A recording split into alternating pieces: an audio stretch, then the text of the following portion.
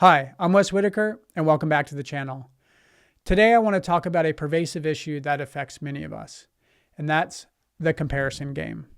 The mental habit of comparing our lives to the achievements, appearances, and perceived successes of others. It's natural to compare ourselves to others, but this act can have detrimental effects on both our mental health and our motivation.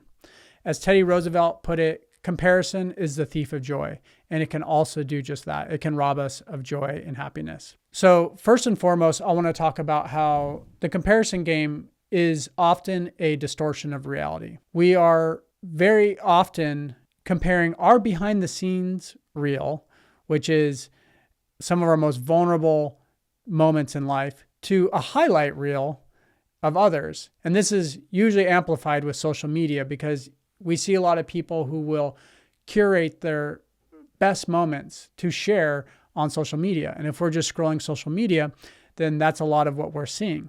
And then this could lead us to feeling inadequate, having self-doubt, and just questioning our own path in the world. Not only that, but it has a detrimental impact on our mental health because comparing ourselves to others often causes chronic stress, anxiety, and depression. So it's important to recognize when we're doing that and realize how much that could be affecting our mental health. On top of that, it also erodes our motivation because we're now, instead of comparing ourselves, let's say, to like people that we look up to in the world, people who are achieving things we want to achieve, but typically we might see that as an inspiration. Instead, seeing maybe not even our idols, but just people in our lives on social media or whatnot that are, sharing a lot of success, we then start to become discouraged and feeling hopeless and begin to procrastinate and not continue on our path because we just feel like, oh, well, I don't know that I'm ever going to get there. This often creates this perception of a gap that's too wide for us from where we're at and where we want to go to. So it's important to recognize just how detrimental that can be to your motivation.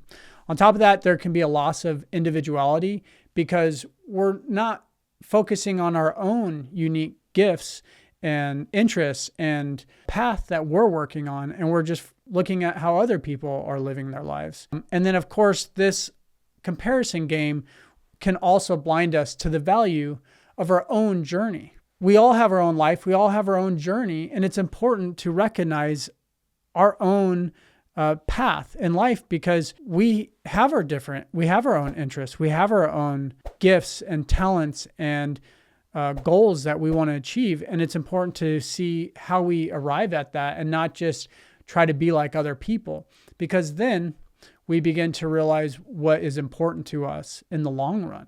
And then that will help us stay fast on that path. Here are some ways that we can help with the comparison game. One of the first things you want to do is be mindful. Be mindful of when you see that you're comparing yourself to others. When you start noticing that you're detracting yourself from your own path and becoming discouraged, recognize if you're comparing yourself to others and begin to bring that focus back onto your own life and onto your own journey.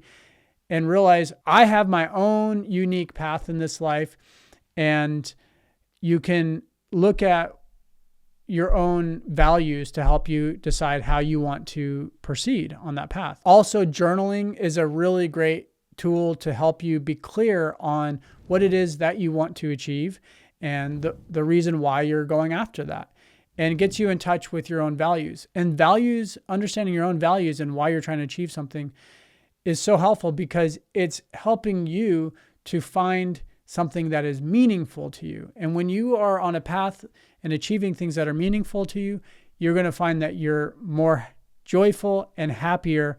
Often you're finding more success because of that. So going back to talking about the gap between where you're at and where other people are at, a lot of times we'll do that and go, oh, it's just so far from now. But if you think about people like J.K. Rowling, she was living on welfare as a single mother in Scotland, had been rejected by something like 12 different publishers, but she kept going and she eventually got published. And that was the Harry Potter series, which has become a phenomenal success in the world and a great series. She didn't give up and she kept going. And I'm sure there were moments where she was comparing herself to others and thought about giving up. And it's a good thing she didn't. Someone else is Chris Gardner, who was the person who the movie The Pursuit of Happiness was based on. He was at one point homeless as a single father, but he kept at it and he eventually became a stockbroker. And then eventually he founded his own successful brokerage company. So again, keep going. Don't compare yourself to others. And just remember, as Ralph Waldo Emerson said, to be yourself in a world that is constantly trying to get you to be like someone else is the greatest accomplishment. All right. Thank you. And if you find this content helpful, please hit the like button. That little action goes a long way for this channel. Please hit the subscribe button, leave a comment, share this video with someone who you think would find it helpful. And thank you so much for stopping by. Have a great one.